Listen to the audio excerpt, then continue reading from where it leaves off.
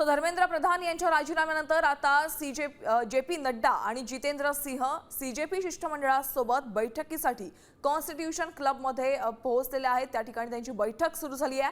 5 पैकी 3 मागण्या मान्य झाल्यात तर 2 मागण्यांवर अद्याप चर्चा सुरू आहे। आंदोलकांवर दाखल झालेले गुन्हे मागे घेण्याबाबत चर्चा सुरू आहे। लाठीचार्ज करणाऱ्या पोलिसांवरही कारवाई करण्याबाबत चर्चा सुरू आहे। बैठकीनंतर जंतर मंतरवर जाऊन आंदोलन सुरू ठेवायचं की नाही याबाबत निर्णय होणार आहे।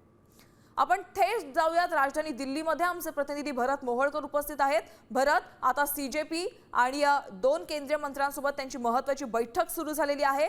काय या बैठकीचे अपडेट्स आहेत?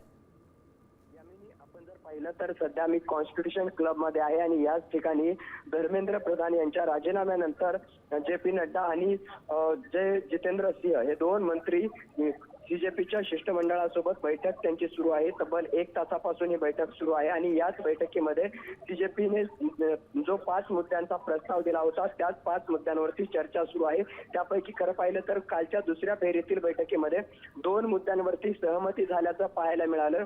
ज्यांनी नीट पेपर फुटीनंतर आत्महत्या केलेली आहे या आत्महत्याग्रस्तांच्या कुटुंबियांना 1 कोटींचा जो आर्थिक मदत जी आहे भरपाई देण्यासंदर्भात जो मुद्दा होता त्या संदर्भात सकारात्मक असल्याचं सरकारने म्हटलेलं होतं। त्यानंतर आपण पाहिलं तर आंदोलकांवरती गुन्हे दाखल बरोबर, ह्या ज्या 2 मागण्या होत्या त्या मागण्यांवर सध्या आता या शिष्टमंडळाची सरकारसोबत महत्त्वाची बैठक सुरू आहे। त्यामुळे या बैठकीतून या मागण्यांवर तोडगा निघणार का हे पाहणं देखील अतिशय महत्त्वाचं आहे। धन्यवाद भरत या सविस्तर माहितीसाठी।